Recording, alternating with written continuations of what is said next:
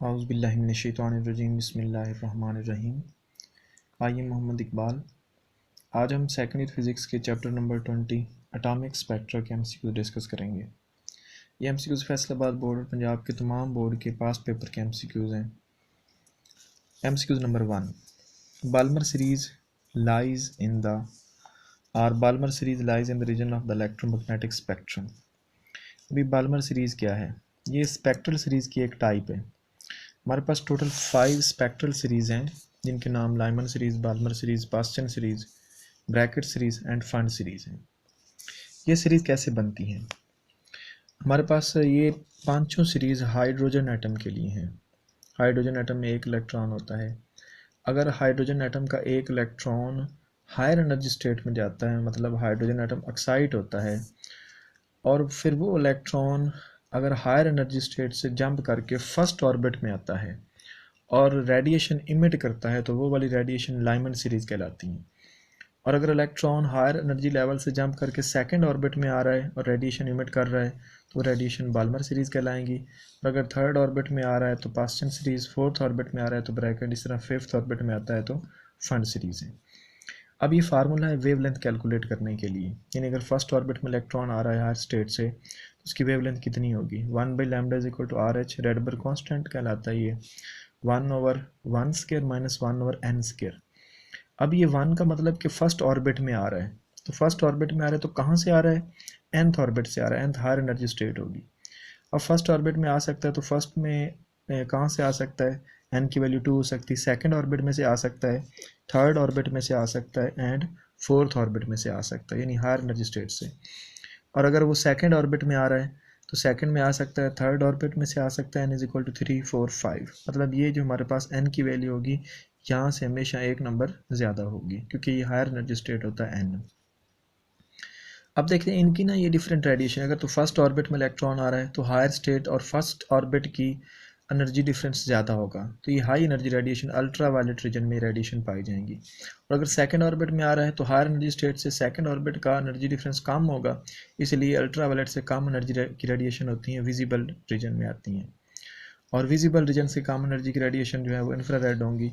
तो पहली दो सीरीज़ जो होंगी, पहली सीरीज़ अल्ट्रा वायलेट, दूसरी जो है वो विजिबल, बाकी तीनों जो होंगी वो इंफ्रारेड रीजन में होंगी। अब यही एमसीक्यूज हमारे पास है। फर्स्ट एमसीक्यूज के बाल्मर सीरीज़ किस रीजन में पाई जाएगी? It's lies in visible region. और पहली सीरीज़ डिस्कवर की गई वो बाल्मर ने डिस्कवर की, इसको हम बाल्मर सीरीज़ का नाम देते हैं। Which series lies in the ultra violet region? Ultra violet high energy radiation होती है, तो ये फर्स्ट सीरीज होगी Lyman series. The value of Rydberg constant is, Rydberg constant की हमारे पास formula 1/λ RH 1/p² minus 1/n²। इसमें RH को हम रेडबर्ग कांस्टेंट कहते हैं। 1.0974 10⁻⁷ ये इसकी वैल्यू है, कांस्टेंट है, इसकी वैल्यू को आपने याद रखना है। अब इसमें RH का यूनिट क्या होगा? P जो है वो लोअर एनर्जी ऑर्बिट स्टेट है एंड N जो होगा हायर एनर्जी ऑर्बिट होगा, यानी यहाँ से इलेक्ट्रॉन जंप करके यहाँ पे आएगा। ये दोनों जो है ना ये ऑर्बिट्स हैं, इसलिए इनका कोई यूनिट नहीं होगा। तो RH का यूनिट 1/λ के यूनिट के इक्वल होगा। लैम्डा का यूनिट मीटर होगा, इसका मतलब RN का यूनिट आएगा पर मीटर। तो पर मीटर इसका यूनिट भी याद रखना है और इसकी वैल्यू भी कांस्टेंट के लिए। नेक्स्ट हमारे पास एमसीक्यूज है। इसकी वैल्यू रेडबर्ग कांस्टेंट की 1.09 10⁻⁷ पर metre. For Paschen series the value of n start from. अब पास्चन सीरीज देखिए, हमारे पास पास्चन सीरीज है, अगर इलेक्ट्रॉन थर्ड ऑर्बिट में आ रहा है तो पास्चन सीरीज होगी, थर्ड ऑर्बिट में आ रहा है तो कहाँ से आ सकता है? फोर्थ से आ सकता है, तो n की वैल्यू 4 से स्टार्ट होगी। For Paschen series n start from the 4, तो ये 2 लिखा हुआ, ये रॉन्ग होगा। Balmer empirical formula explain the electromagnetic radiation of any excited atom in term of, यानी कि जो हमारे पास बाल्मर सीरीज़ है तो किस टर्म को कैलकुलेट करते हैं हम? स्पेक्ट्रल सीरीज़ की वेवलेंथ, फ्रीक्वेंसी या उसकी एनर्जी को। तो हमारे पास फार्मूला जो है वो वेवलेंथ को बताता है, यानी जितनी भी रेडिएशन है Balmer series, Lyman, Paschen, Brackett या फंड सीरीज, हम इस फार्मूला से उसकी वेवलेंथ कैलकुलेट करते हैं। The line of radiation, the line spectrum emitted from the hydrogen filled discharge tube can be analyzed into, यानी कि हाइड्रोजन अगर हमारे पास डिस्चार्ज ट्यूब में हाइड्रोजन गैस फील्ड है और वहाँ से हम उसके स्पेक्ट्रम को स्टडी कर रहे हैं तो स्पेक्ट्रम की कौन सी टाइप होगी। तो हमारे पास स्पेक्ट्रम 3 टाइप का होता है, लाइन स्पेक्ट्रम या discrete spectrum, number 2 band spectrum, number 3 continuous spectrum. तो अगर एक एटम जो है वो डी एक्साइट होता है तो रेडिएशन इमिट करता है तो वो लाइन स्पेक्ट्रा होगा, मतलब उसकी जो है ना स्पेक्ट्रम में हमको लाइन नज़र आएंगी, रेड ग्रीन ब्लू इस तरह की लाइंस होंगी। और अगर एक मालिक्यूल जब डी एक्साइट होगा तो मालिक्यूलर स्पेक्ट्रा कहलाता है, और वो वाला स्पेक्ट्रा बैंड स्पेक्ट्रा होगा, यानी कि इस तरह के इनके स्ट्रिप्स होंगी कलर्स की। और अगर हमारे पास जो ब्लैक बॉडी रेडिएशन इमिट हो रही है, ब्लैक बॉडी से जो रेडिएशन इमिट होती है उसका स्पेक्ट्रा कंटिन्यूस स्पेक्ट्रा होता है। जिस तरह के हमारे पास रेनबो है, सन से आने वाली रेडिएशन जब प्रिज्म में से गुजरती हैं तो, या हम जो रेनबो देखते हैं तो हमारे पास कंटिन्यूस स्पेक्ट्रा होता है। तो ये इनके 3 टाइप्स और इनकी एग्जांपल आपने याद रखनी है एमसीक्यूज़ के लिए। अब इसमें हाइड्रोजन की बात हो रही है तो हाइड्रोजन का एटॉमिक स्पेक्ट्रा होता है, तो इसका लाइन स्पेक्ट्रा आएगा या कि discrete spectra. First spectral series of the hydrogen atom was discovered by, first series जो थी वो बाल्मर ने डिस्कवर की थी। The relation for the Balmer series is written as, Balmer का जो फार्मूला यानी कि जब इलेक्ट्रॉन सेकंड ऑर्बिट में जंप करके आता है तो ये बाल्मर सीरीज़ कहलाती है। यहाँ पे n की वैल्यू 2 होगी, बाकी फार्मूला हर सीरीज़ का सेम है, जस्ट हम इसकी वैल्यू चेंज करते हैं कि फर्स्ट में आ रहा है तो लाइमन, सेकंड में आ रहा है तो बाल्मर, नेक्स्ट में Paschen, bracket and P fund and so on. In spectrum of hydrogen the Brackett series lies इन, अब जो ब्रैकेट सीरीज़ है ये लो एनर्जी रेडिएशन होती है तो ये इंफ्रारेड रीजन में पाई जाएगी ब्रैकेट सीरीज़।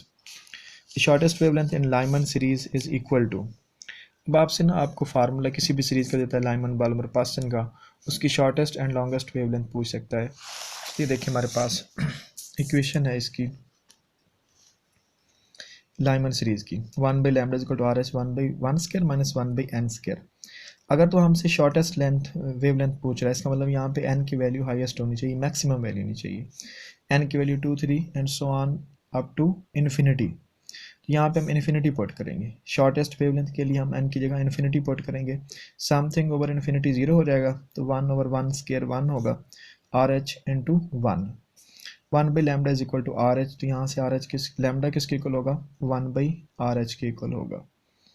अगर हमको शॉर्टेस्ट वेवलेंथ कैलकुलेट करनी तो एन इन्फिनिटी पुट करते हैं, और अगर हमको लार्जेस्ट वेवलेंथ कैलकुलेट करनी तो हम एन की जो पहली वैल्यू होगी, जिस तरह कि यहाँ पे 2 आ रहा है वो पुट करेंगे। अगर यहाँ पे फॉर एग्जांपल 3 लिखा हुआ है, पास्टन सीरीज़ है, तो एन की वैल्यू 4 से स्टार्ट होगी तो हम यहाँ पे 4 पुट करेंगे लार्जेस्ट वेवलेंथ के लिए। तो यहाँ पे वेवलेंथ की वैल्यू कितनी आ रही है, 1 by R H. If transition of electron in hydrogen atom ends in the third orbit then the radiation emitted lies in, electron अगर थर्ड ऑर्बिट में जंप करके आते हैं तो ये पास्टन सीरीज़ कहलाती है। Relation for the Paschen series is given as, इसका फार्मूला भी है, अगर थर्ड ऑर्बिट इलेक्ट्रॉन आ रहा है तो पास्टन सीरीज होगी, बाकी फार्मूला सेम है सब सीरीज का। Which of the following series of hydrogen spectral lies in the ultra violet region, ultra violet region high energy radiation, तो ये लाइमन सीरीज होती है जब यहाँ पे एन की वैल्यू 1 होती है, यहाँ पे 1 वैल्यू होगी और एन की वैल्यू 2 से स्टार्ट होगी तो लाइमन सीरीज कहलाती है वो। Hydrogen atom spectrum does not lies in, अब जो हाइड्रोजन है आप लोग जानते हैं हाइड्रोजन जो है एक लाइटर एलिमेंट है, तो उसकी रेडिएशन विजिबल रीजन में हो सकती है, इंफ्रारेड में हो सकती है, अल्ट्रावायलेट में हो सकती हैं, हाई एनर्जी रेडिएशन इमिट नहीं करता। तो हाइड्रोजन स्पेक्ट्रम से कौन सी जो रेडिएशन इमिट नहीं हो सकती, तो एक्स रेज इमिट नहीं होंगी। एक्स रेज कैसे इमिट होती हैं, एक्स रेज हैवियर एलिमेंट से हम इमिट करवा सकते हैं, हैवियर एलिमेंट की इनर्शियल ट्रांजिशन से एक्स रेज इमिट होती हैं जो कि हाई एनर्जी रेडिएशन होती हैं। पास्टन सीरीज लाइज इन दी, अब पास्टन सीरीज जो है वो भी लो एनर्जी रेडिएशन है तो इंफ्रारेड रीजन में ये लाई करती हैं। Longest wavelength of Paschen series, अब जैसे कि मैंने बताया कि लॉन्गेस्ट वेवलेंथ के लिए हमको एन की जो स्मॉल वैल्यू होगी वो पुट करना होगी। अब देखते हैं पास्टन सीरीज का फार्मूला हमारे पास क्या है। पास्टन सीरीज है यहाँ पे हमारे पास 3 आएगा, R H 1 by 3 square minus 1 by n square. तो लार्जेस्ट वेवलेंथ के लिए हम एन की पहली वैल्यू पुट करेंगे 4, यहाँ पे 4 पुट किया, 1 बाई 3 स्क्वायर 9, 4 का स्क्वायर 16 आएगा, एलसीएम 9 मल्टीप्लाई बाई 16, तो 16 माइनस 9 7 होगा, 1 बाई लैम्डा। लैम्डा कैलकुलेट करेंगे, ये इन्वर्ट कर देंगे इसको 9 16 ऊपर आ जाएगा, 7 डिवाइड होगा, आर भी नीचे डिवाइड हो जाएगा, ये 144 इसकी वैल्यू हम पुट कर देंगे। हमारे पास वेवलेंथ आती है 1875 नैनोमीटर। MCQ नंबर 16 इसमें आती है 1875 नैनोमीटर। आप इसको कैलकुलेट कर सकते हैं। और जो मैंने पीछे मतलब ये इसको सोल्यूशन बताया, आप वीडियो को पॉज करके उसका स्क्रीनशॉट ले लें और उसको खुद से सॉल्व करें, उसकी वैल्यू को कैलकुलेट करें। Next MCQ, unit of RH Rydberg constant is, पर मीटर इसका यूनिट होता है, क्योंकि ये RH जो होगा वो 1/λ की इक्वल आ रहा होता है। Radius of 10th orbit in hydrogen atom is, अब हमने फार्मूला पढ़ा हुआ है क्वांटाइज रेडियाई का। क्वांटाइज रेडियाई का फार्मूला यानी कि Rn is equal to n square R1, यानी कि हर ऑर्बिट का रेडियस स्पेसिफिक होगा, यानी यहाँ पे 1 2 3 इसकी वैल्यू ऐसे वेरी करती है। तो फर्स्ट ऑर्बिट का रेडियस होता है 0.053 नैनोमीटर। अगर हमको 10th ऑर्बिट का कैलकुलेट करना है, यहाँ पे 10 पुट करेंगे, 10 का स्क्वायर 100 होगा। अब 100 में इसमें 100 को मल्टीप्लाई करेंगे तो डेसिमल पॉइंट यहाँ पे आ जाएगा 5.3 nanometre. It's radius of the 10th orbit of hydrogen atom. MCQ number 18 5.3 nanometre इसका आंसर होगा। नेक्स्ट है जी, speed of an electron in nth orbit is given as. इसी तरह जिस तरह क्वांटाइज रेडियाई क्वांटाइज एनर्जी के फार्मूला है, तो क्वांटाइज स्पीड का भी फार्मूला होगा 2πke²/nh। इसको आपने याद कर लेना, मेमोराइज करना है इसको। अर्थ ऑर्बिटल स्पीड इज 30 किलोमीटर पर सेकेंड। ज़मीन जो अर्थ के गिर्द रिवॉल्व कर रही है 30 किलोमीटर एक सेकेंड में कवर करती है, ये उसकी स्पीड है। Relation between the Rydberg constant RH and the ground state energy E0 is given as. RH in fact जो कांस्टेंट है उसकी वैल्यू हम कैसे कैलकुलेट करते हैं, तो RH हमारे पास इक्वल होता है E0/hc। h भी यहाँ पे कांस्टेंट है, स्पीड ऑफ लाइट भी कांस्टेंट है, और E0 हमारे पास फर्स्ट ऑर्बिट की एनर्जी होगी 13.6 इलेक्ट्रॉन वोल्ट की वैल्यू हम पुट करेंगे 1.6 × 19। तो यहाँ से RH का वैल्यू आती है 1.0974 × 10⁻⁷। यानी आपसे कोई पूछ ले कि फार्मूला जो है RH की वैल्यू किस फार्मूला से आएगी, तो E0/hc, और हम कैलकुलेट भी कर सकते हैं इसकी वैल्यू को। ये MCQ था 21 MCQ number E0/hc। Next MCQ number 22, the first orbit in hydrogen atom has a radius, first orbit की रेडियस 0.053 नैनोमीटर। आप इसको 5.3 × 10⁻11 मीटर भी लिख सकते हैं, तो ये भी MCQ में ऑप्शन हो सकता है। Energy of the fourth orbit in hydrogen atom is, अभी हम देखते हैं नेक्स्ट एनर्जी की हमारे पास इक्वेशन है En is equal to -E0 n²।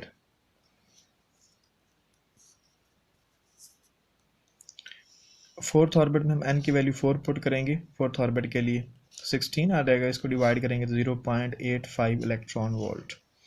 MCQ number 23 -0.85 electron volt fourth orbit की एनर्जी होगी। If electron jump from the second orbit to the first orbit in hydrogen atom, it emits the photon of। अब यहाँ पे हमारे पास हम जानते हैं कि अगर इलेक्ट्रॉन जंप करता है किसी हायर एनर्जी स्टेट से लोअर एनर्जी स्टेट में, तो कितनी एनर्जी इमिट करेगा, जितना उन दो एनर्जी लेवल का डिफरेंस होगा।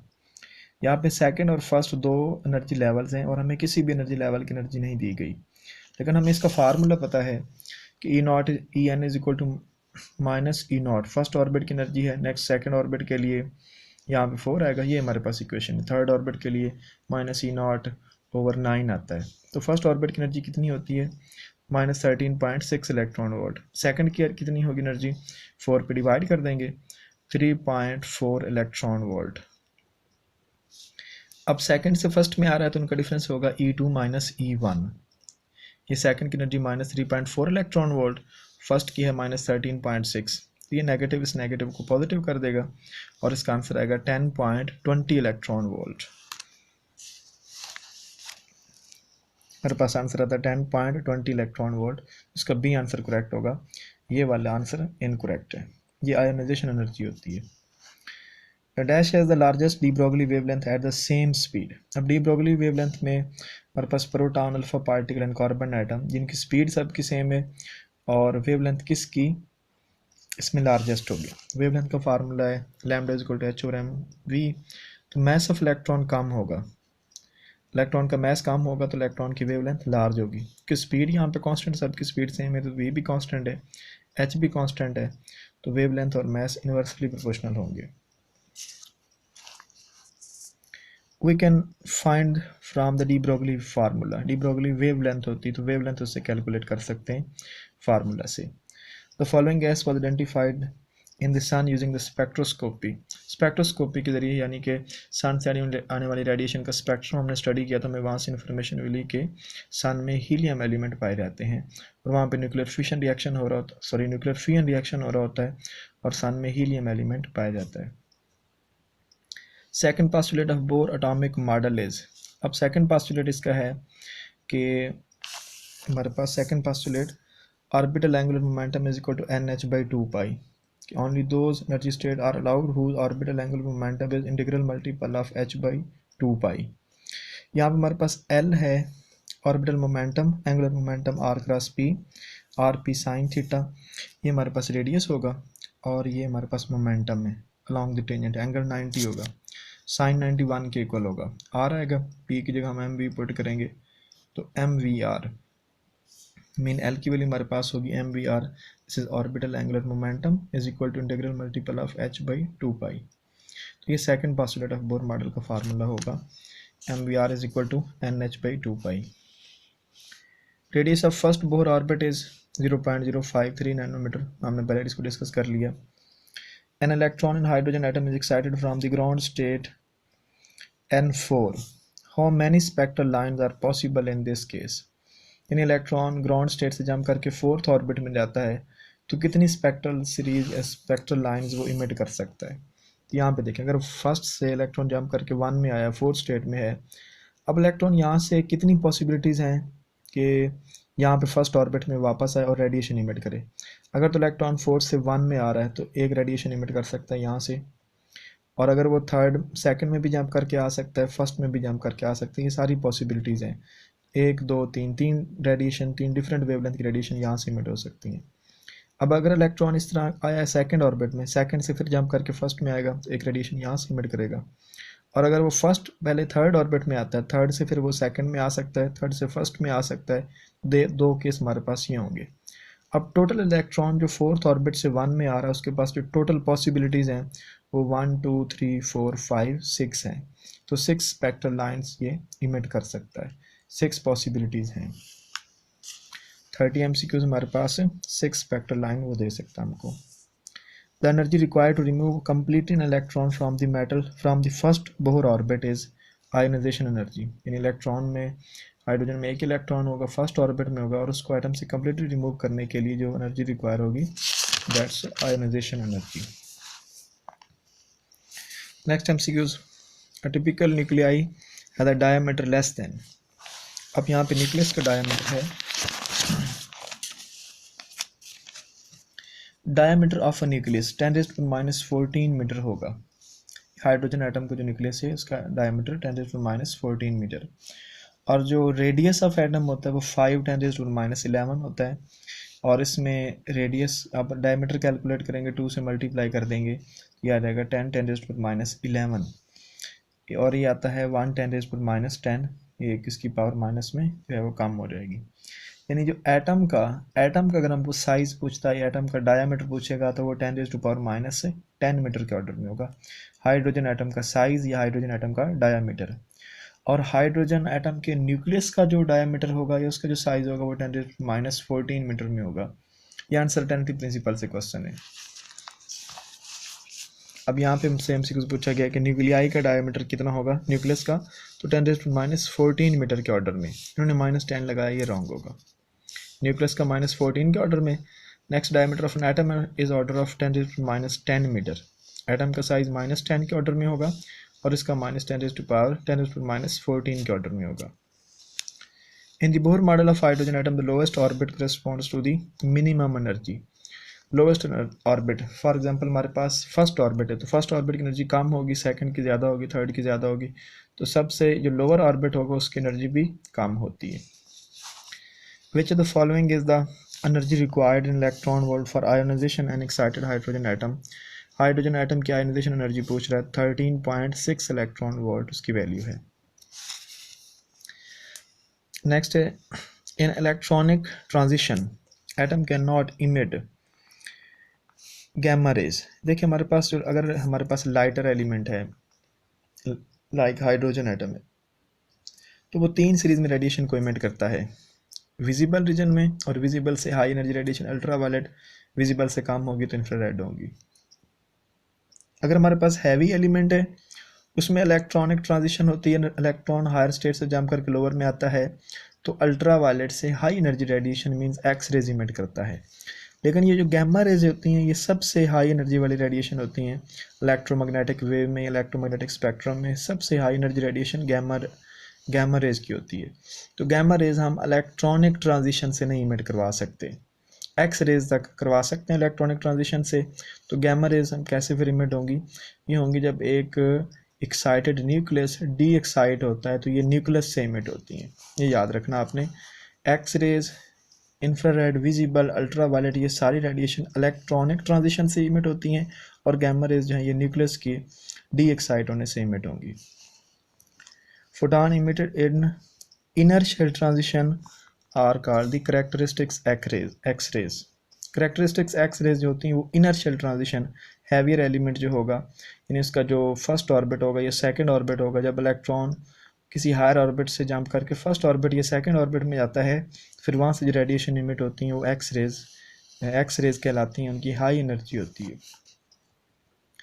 Rest mass of X rays photon is, photon जो होता है वो एक charge less and mass less particle होगा, यानी उसका चार्ज भी ज़ीरो होगा, मैस भी ज़ीरो होगा।